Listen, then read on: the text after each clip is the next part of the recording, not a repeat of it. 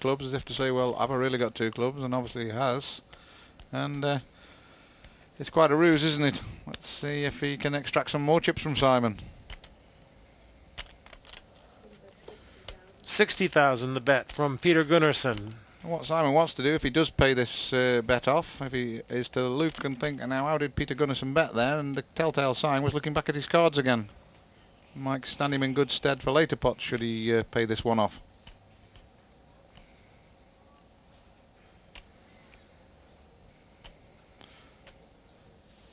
Because at least for his chip loss then he'd get some information. But he may not pay him off, he may. Looks like he's counted out to test Peter, looking back at his own cards.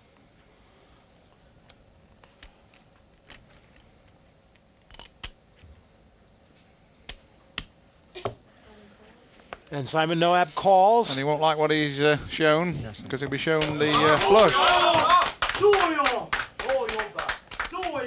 And Simon banging the table to say nice play to Peter. Yeah, he got outfoxed there completely, didn't he? And he knew it, but with the 60,000 that he's just lost in chips, he probably got some information, providing he's stored it away. Because and you can hear the Swedish fans.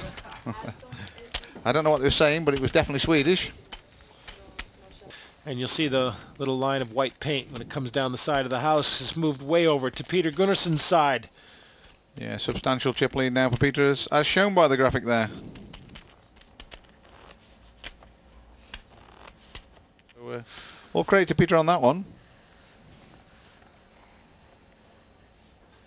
Suited 5 and a 10 for Simon Noab. 4 king for Peter. Call and check. Yeah, neither player wanted to get too busy. Peter sitting out there on the big blind with the king 4. He's going to be first to act when the flop comes out, so he won't want to be too busy before the flop. He's paired the 4, Simon's paired the 10. Peter decides to bet it just to see where he is in the pot.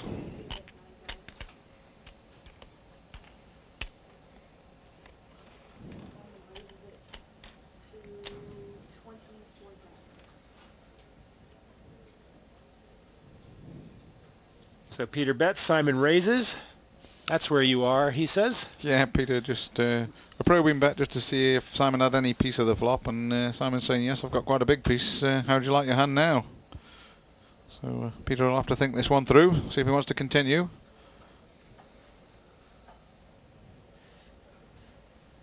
Simon's got the sunglasses back on. And Peter calls him, so be interesting turn card.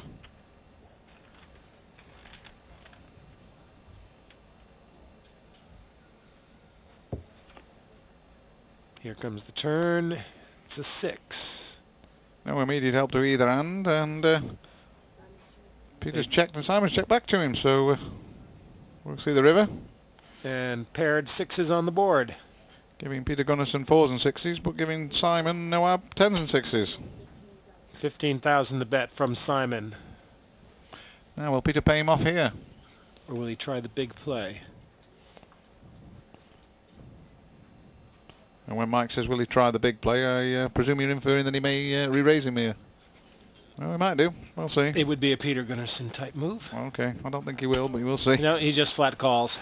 You're right, I'm wrong. That's what they pay you for. Well, that's what they pay me for. But the poker professor, Pete Singleton, once again, gives me a little whack across the knuckles with his ruler. No, he wasn't going to take too many chances there, Peter Gunnarsson. He doesn't need to burn any chips off at this point, so he just calls him. Good play from both players, and Simon rakes in a few chips with his play there. So getting a bit of momentum back there. Did I mention how sore my knuckles are after 8 days of this? And another 20 minutes has gone by, so we'll have another dealer change. Jesus goes, and Carlos is our third dealer. And when Carlos's 20 minutes are up, that will mean 1 hour. The first hour of the match is passed. The players will get a short break, and the blinds will go up. Let's move on to poker with hand 25 of the PoddyPoker.com World Heads Up Poker Championship for 2005.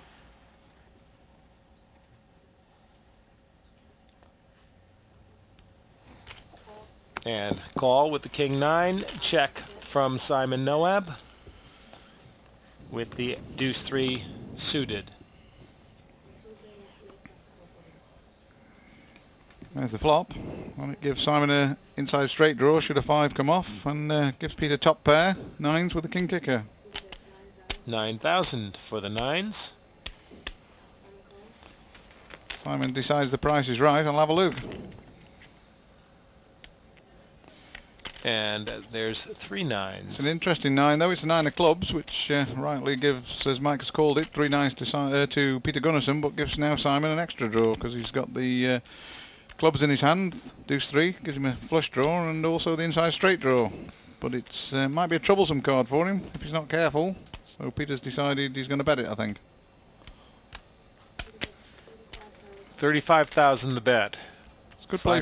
Simon Noab. Yeah, good play from Peter now. He's trying to protect the hand. He might think that Simon's on some form of draw and doesn't want him drawing now particularly. That's good play from Peter. He's obviously a good favourite in the hand, but that doesn't mean he's going to win it. Simon can draw a 5 or a club. Providing the club doesn't pair one of the cards on the board, obviously. Which it did need to be the 4 of clubs, which would get him in all sorts of trouble. And the king of clubs would also get him in all sorts of trouble. And he's not going to hang around for a draw. No. Well played by Peter Gunnarsson. Yeah, he protected his hand well there. He didn't know quite where Simon was and what he was drawing at, but he suspected he might be, and he thought, well, there's enough out there now, I'll protect the pot, and that's exactly what he did. Wry smile there from Simon. And when Simon is the first to act, you can see he's mostly called. 2 raises, 3 folds, but a majority of calls. And Peter, when he calls, Peter's reaction is to check almost every time. Yeah, it's quite happy just to play along, Peter. And there's the when Peter Gunnarsson's first to act, call, raise and folds. And there's Simon's responses to that. 1 check and 3 raises. So or 3 checks and 3 raises. 3 checks and 3 raises. Oh, thanks, Mike. Finally! God, I have to make these mistakes on purpose, Mike. But what can finally, I've read a graphic right, and it happens. 5 and a 7 for Peter Gunnarsson. My glasses are just beaming right now. Oh well. So I'm not big in graphics, Mike. I'm big in poker, or not so big in poker, but I'm not big in graphics. King, Queen, 9 on the flop. No immediate help.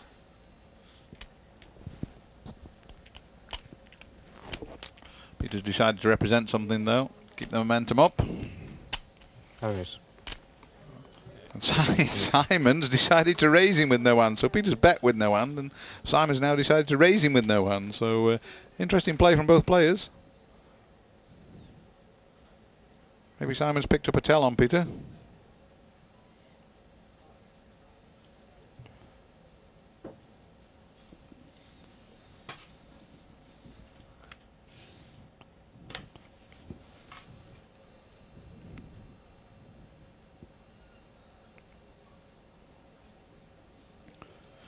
I don't think Peter will call the raise personally, but we'll see.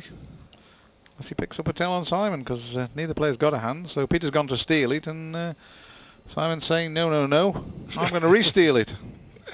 So good play from both players, but gutsy play from Simon Noab. And Peter Gunnarsson must have a read on him because he's not letting him get away with it.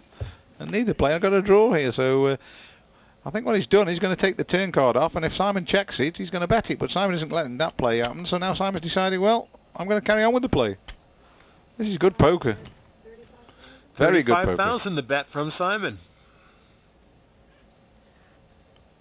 Now what's Peter going to do? He's going to Peter folds. Yeah, it's a very good play from both players, but you've got you've got to admire Simon on that one. He's Peter's decided he's going to keep him honest, and Simon says, right, I'm going to bet it again then. And neither of them had anything to do with the flop, so it just demonstrates what we were saying early doors about heads-up poker. Sometimes it's not the cards, it's the way you play them.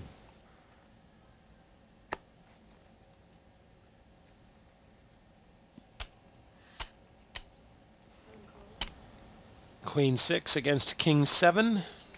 And again, call check. And here comes the flop. Peter will be first to act when the flop comes out. And there's a queen and a 7, so better pair for Simon. Yeah, Peter Gunnarsson makes pair of sevens and a pair of queens for Simon Noab.